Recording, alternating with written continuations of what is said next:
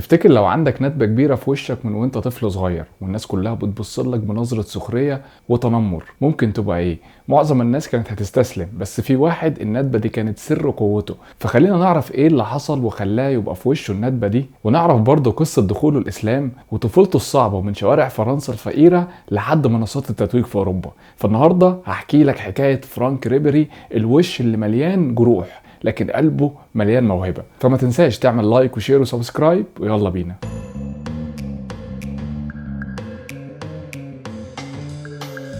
ريبيري اتولد يوم 7 ابريل 1983 في مدينة صغيرة في فرنسا اسمها بلوني سور مير.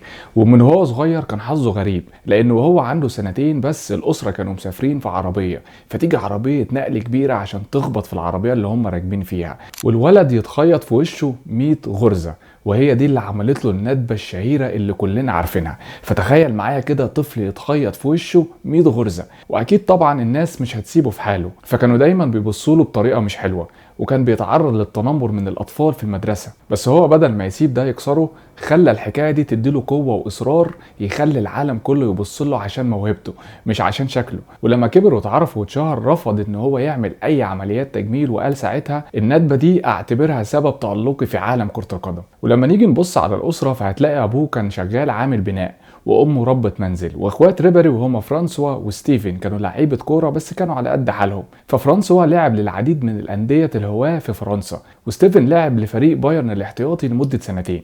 ومن هنا ريبيري بدأ يلعب كرة القدم في الشارع زيه زي اي عيل عنده حلم، بس الكورة كانت بالنسبة ليه مهرب من كل حاجة، وكان باين عليه ان هو مختلف، عنده سرعة غير عادية ومهارة تخلي المدافع يتجنن.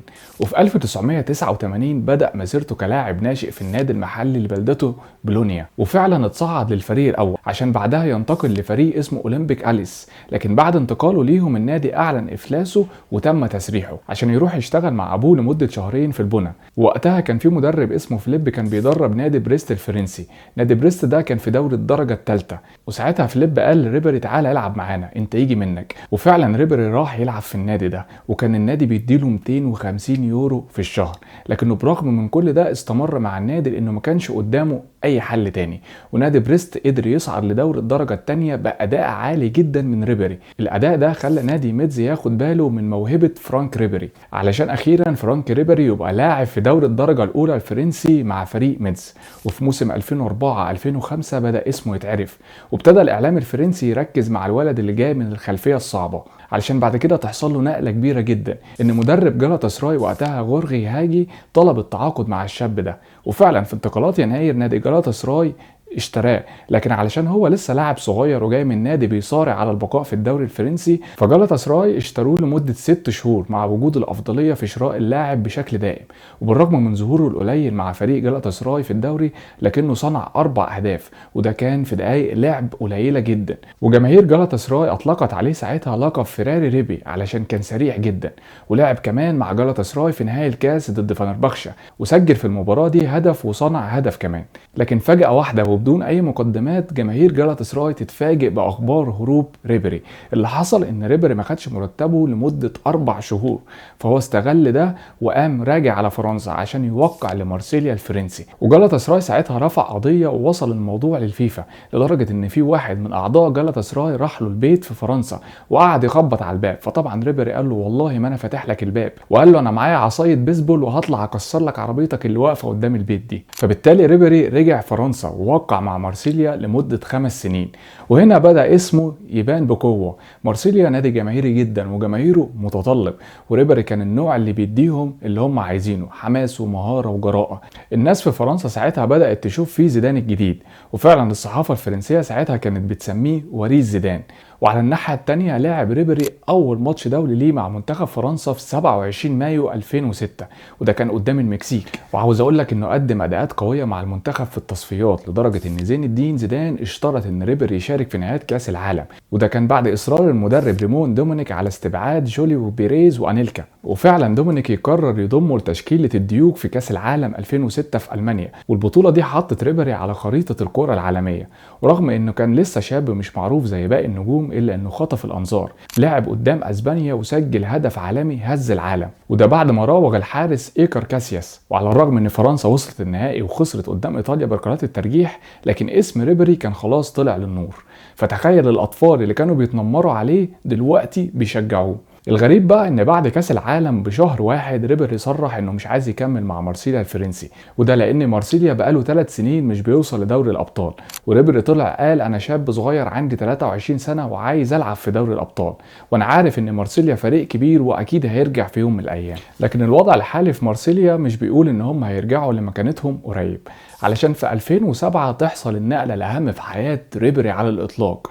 بايرن ميونخ دفع مبلغ كبير عشان يجيبه من مارسيليا ب 30 مليون يورو، ووقتها ده كان رقم كبير. ووقتها كانت المحكمة خلاص حكمت لصالح فرانك ريبيري في قضية جالاتاسراي، ومن أول ماتش وهو لابس تيشيرت البايرن الناس فهمت إن النادي ده لقيه جوهرة جديدة زي ما قال عنه زين الدين زيدان. فريبيري بقي معشوق الجماهير البافارية، وفي ألمانيا أطلقوا عليه لقب سكارفيس، بس المرة دي بطريقة إعجاب مش سخرية. ريبيري لعب 12 سنة كاملة مع بايرن، وده وقت طويل جدا في عصر الكرة الحديثة. خلال الفترة دي عمل كل حاجة، كسب الدوري الألماني 9 مرات، وكان جزء من الثلاثي التاريخي روبن وريبيري ومولر اللي قلبوا الدنيا. فمن اكتر الحاجات اللي كانت بتتشاف في بايرن ميونخ هي ثنائيه روبن وريبيري، اللي الاثنين كانوا اجنحه سريعه جدا، واحد يمين وواحد شمال. لكن الحقيقه ان علاقتهم ما كانتش ورديه من الاول. في الاول كانوا بيتخانقوا كتير جدا في الملعب، لدرجه ان في ماتش في دوري الابطال 2012 قدام ريال مدريد اتخانقوا في غرفه الملابس، والخناقه وصلت لحد الضرب. بس مع الوقت العلاقه دي اتغيرت وبقوا بيكملوا بعض في الملعب بشكل رهيب. اي حد شافهم فهو كان عارف ان القوه الحقيقيه البايرن كانت في الجناحين دول. وعايز اقول لك ان ساعتها الجماهير طلعت عليهم اسم روبري، اللي جاي من روبن وريبيري مع بعض. ومفيش شك ان سنه 2013 كانت الاعظم في مسيره ريبيري. بايرن ميونخ وقتها كسب كل حاجه، الدوري والكاس ودوري الابطال. في البطوله دي ريبيري كان عامل اساسي، هو اللي صنع الهدف الاول في النهائي لماريو مانزوكيتش ضد دورتموند، واداؤه كان عالمي لدرجه انه خد جايزه افضل لاعب في اوروبا من الويفا. لكن المثير للجدل انه في نفس السنه دي خسر الكره الذهبيه اللي راحت لكريستيانو رونالدو. جماهير البايرن وكل الصحافه الالمانيه وقتها كانوا شايفين ان ريبيري اتظلم. هو بنفسه قال بعدها كنت حاسس ان عملت كل حاجه علشان اخدها، بس السياسه غلبت الكوره. ورغم كده فضل فخور باللي عمله، وقال ان الفوز بالثلاثيه اهم من اي جائزه فرديه. ولما نيجي نبص على ريبيري فهو كان جناح شمال، بس مش اي جناح، كان عنده قدره انه يخترق من اي مكان، ومهارته في المراوغه كانت تخلي المدافع يحس انه واقف مكانه. غير كده كان عنده رؤيه في الملعب، بيعرف يدي الباص صح في التوقيت الصح، يعني مش بس بيراوغ، ده كمان صانع لعب من الطراز الرفيع. كمان حماسه كان باين، كان بيلعب كوره بقلبه مش بس برجليه. علشان كده جمهور البايرن كان بيشوف فيه رمز للشغف. فالجماهير في ميونخ كان ليها علاقه خاصه مع ريبيري. هو كان لاعب مش الماني، لكنه كان بيحسسك انه واحد من اولاد النادي. كل ما يسجل هدف او يعمل اسيست كان يجري يحتفل مع الجمهور، مش بس مع زمايله. وفي مره واحده من الجماهير دخلت الملعب علشان تحضنه. فريبيري عمل مواقف كتير خلت حب الناس ليه يكبر.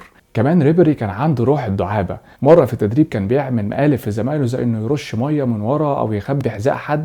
الجو اللي بيعمله خلاه محبوب جوه وخارج النادي. وريبيري من الشخصيات اللي بتفتخر بينها جدا. فريبيري اعلن اسلامه في 2002، واعلن زواجه من السيده وهيبه في 2004 اللي هي مسلمه ومن اصل جزائري. فريبيري اتجوز وهو عنده 21 سنه، وغير اسمه لبلال ريبيري. لكن طبعا الاسم اللي فضل مشهور بيه هو فرانك ريبيري. ريبيري لحد 2011 ما كانش ملتزم دينيا، وكان مسلم اسما بس عشان يتجوز مراته.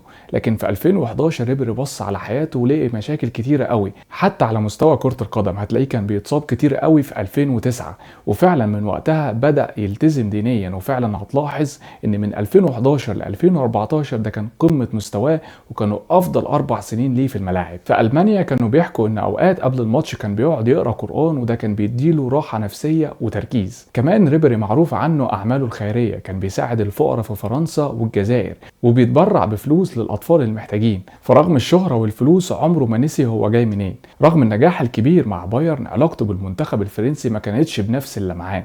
ريبيري مر بلحظات صعبة. شارك في يورو 2008 اللي المنتخب الفرنسي خرج منها بأداء ضعيف، وفي كاس العالم 2010 اللي اتلعب في جنوب افريقيا كان كارثة على المنتخب الفرنسي، لان كان في مشاكل كتير جوه المعسكر، واللعيبه كانوا في حالة تمرد على المدرب. الاعلام وقتها حط جزء كبير من اللوم على ريبيري، وقالوا انه كان من القادة في الأزمة دي. فالكلام اللي اتقال ده غير صورته عند الجمهور الفرنسي. وفي عام 2014 تم ضم ريبيري لتشكيلة المنتخب الفرنسي المشاركة في كأس العالم 2014 في البرازيل. ولكن في 6 يونيو طلع المدرب ديدي ديشامب وقال انه سيغيب عن البطولة بسبب الإصابة، علشان بعد كده في أغسطس 2014 يعلن ريبيري اعتزاله الدولي وهو عنده 31 سنة، وأشار لأسباب اعتزاله بأنها أسباب شخصية بحتة. بعد كده جات اللحظة اللي ريبيري يسيب بايرن ميونخ. ناس كتير افتكروا انه خلاص هيعتزل، لكن ريبيري فاجئ الكل وراح يلعب في الدوري الإيطالي مع فيورتينا. الجمهور هناك اتجنن عليه من أول ماتش، حتى وهو كبير كان باين عليه انه مختلف. وبعدها ختم مسيرته في نادي اسمه سالير نيتانا وساعد الفريق يفضل في الدوري رغم ان الكل كان متوقع هبوطهم. الجمهور هناك كان بيهتف باسمه كأنه نجم شاب، علشان اخيرا ريبيري في 2022 يعلن اعتزاله والدموع في عينيه. ريبيري بعد الاعتزال بيشتغل مساعد مدرب في فريق ساليرنيتانا. هو لسه بيحب الكورة ومش قادر يبعد عنها. الصحافة الإيطالية قالت إن حضوره في غرفة الملابس كان مؤثر جدا، لأن اللاعبين بيسمعوا كلامه وبيحترموه. وفي كلام إنه في المستقبل ممكن يبقى مدرب كبير لأنه عنده شخصية قيادية وخبرة طويلة. عايز اقول لك ان الاعلام الفرنسي ما كانش رحيم مع ريبيري طول مسيرته. في فترات كتير حاولوا يركزوا على شكله او حياته الشخصيه اكتر من لعبه، لكن هو كان دايما بيرد بطريقته بالكوره في الملعب. فمره سالوه انت مش متضايق ان في ناس بتشوف ندبتك علامه قبح؟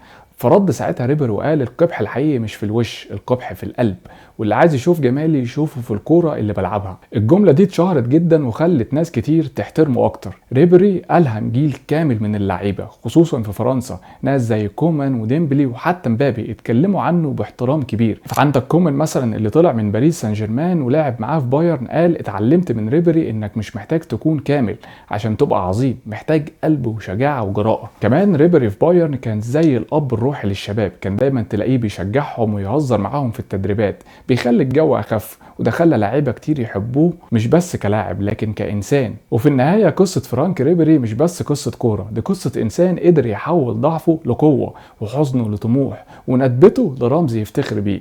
هو واحد من اللعيبه اللي لما تعتزل جمهور الكوره هيفضل فاكرهم طول العمر. يمكن ما خدش الكوره الذهبيه بس اكيد خد قلوب ناس كتير، وده اهم من اي جايزه. فلو عجبك الفيديو ما تنساش تعمل لايك وشير وسبسكرايب.